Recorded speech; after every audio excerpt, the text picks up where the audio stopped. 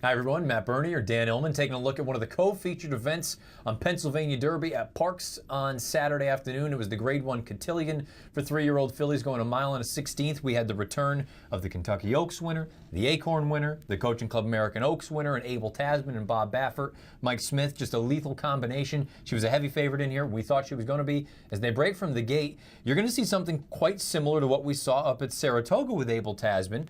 Early on, she's toward the rear. But we're going to see a big brush going into the backside. She's the number 9. She did not break very well in this race, and I'm sure Mike Smith is a little bit surprised that he's going to be among the final flight going into the first turn here. So Mike's going to try to save some ground and get in behind horses, and Abel Tasman's just going to pick up the bridle, and you're going to notice as they straighten away into the backstretch, she makes this amazing brush. It's a trip that doesn't win very often. I mean, similar to her prior race, by the way, at Saratoga, when she was able to win the Coaching Club American Oaks, but this is a very big middle move. Lockdown is on the front end right now. Keep an eye on the back half of the screen. You're going to see those red and yellow silks pop in momentarily.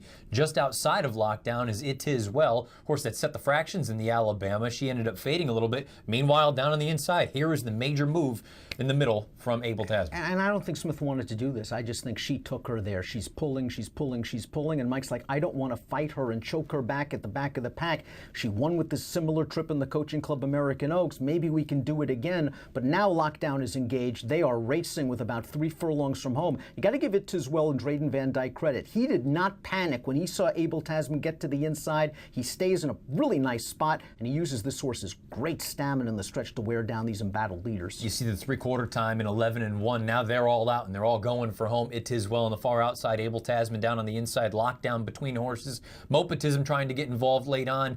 But you see, It Is Well, it seems like she just has slowly but surely put things together, and now she has that beautiful tactical speed. She's in the clear, and she's going home. And this is where that stout pedigree really comes to play by Arch out of a Tisnow mare. Abel Tasman especially game down towards the inside to finish second over Lockdown. But It Is Well, great tactical speed, and Jerry Hollendorfer, people were crying for Jerry when Songbird was injured and retired. He's got It Is Well, winner of the Grade 1 Cotillion, and he's got a little horse named Unique Bella coming back as well. Could be a very big fall for King Jerry. It Is Well, $12.60 on the win end. Abel Tasman defeated as your 4-5 favorite, runs second, $2.60 to place. Lockdown. A nice effort to run third. She pays $3.40 to show the $2 exact comes back $34.60. It Is Well, you brought up that pedigree by Arch out of a Tisnow mare. She's done a lot of good things on the racetrack. She is now a millionaire. And really, she's only been off the board one time in her career. It's hard to knock a filly like this. And in a year like this, though, where we've had so many good 3-year-olds,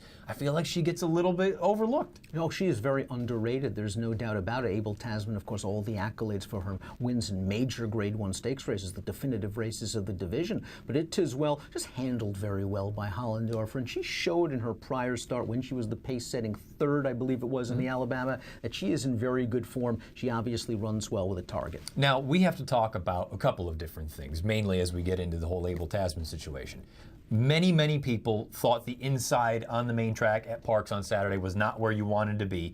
Do you agree with that? And if you do, you have to upgrade Abel Tasman, correct? I think the inside at Parx is usually never where you're supposed to be, but I don't think it was an all-encompassing bias as many people believe. I think we talked about it before we came on, and Abel Tasman, that middle move took the starch out of her. Listen, if Lockdown just tamely backed away at that point, Abel Tasman likely wins. Not only did she have to make a sub-23 second quarter to go from pretty much last to first on the backstretch in a blink of an eye, but then she had to deal with Lockdown through a sub-24 third quarter mile or so. She was very game. She loses nothing in defeat here, but it is worth noting now. She's sort of developed some quirks where she's pulling Mike Smith, and it's got to be somewhat frustrating for Bob Baffert, who mentioned after the race, maybe the blinkers need to come off. Yeah, I have to be honest. Going back, watching replays and looking at the charts, I don't think inside was bad. I know, I can understand why people would try to come to that conclusion. I personally don't feel like it was an issue, and you brought it up. The thing that I think cooked Abel Tasman was that second quarter going 22-4, and then the fact that Lockdown, who we'll talk about right now,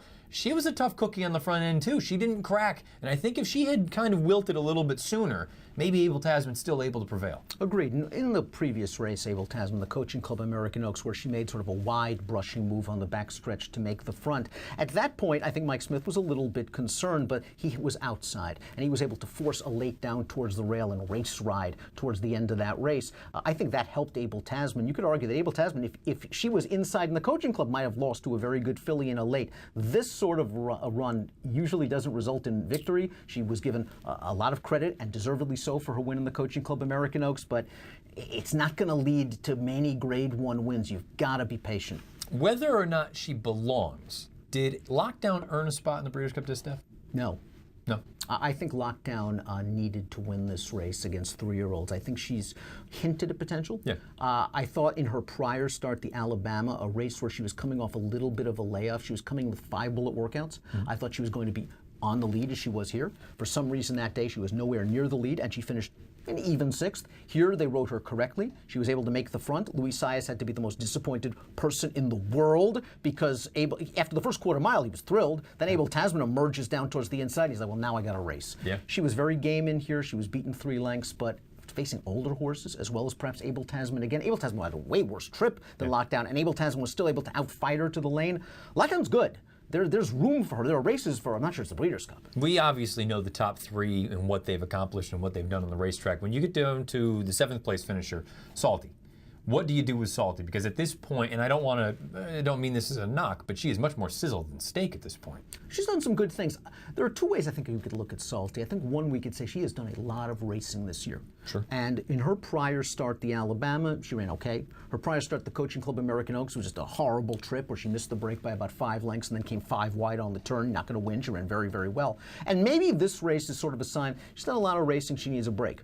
Or this is a race where it's a sign, okay, she's not going to be a Breeders' Cup Distaff type, but that 7 furlong race is ripe for the picking. Yeah. And maybe all she needs is a slight cutback in distance, because you and I like her at shorter distances, and I wonder, you turn her back to 7, you give her a little bit of a pace, maybe she comes rolling late. Absolutely, and I agree with you 100%. We've talked about it. We've always thought maybe she's better off going 1 turn, 7/8 of a mile, or even a mile, but be an interesting spot. Jerry Hollendorfer, non-committal with it as well right now as far as the distaff is concerned. You and I talked about it. I don't think that would be a terrible thing if they chose to punt. Can do so many different things with a horse like it as well. Obviously, in excellent form. Obviously, distance, no issue. This horse has a tremendous turf pedigree as well. If Hollendorfer wants to try that, I think he's going to wait and see how this distaff division works out over the next few months. He is obviously very familiar with it with Songbird. He wants to see Forever Unbridled, Stellar Wind. Those are some very, very big names. It is, well, she's still only 3.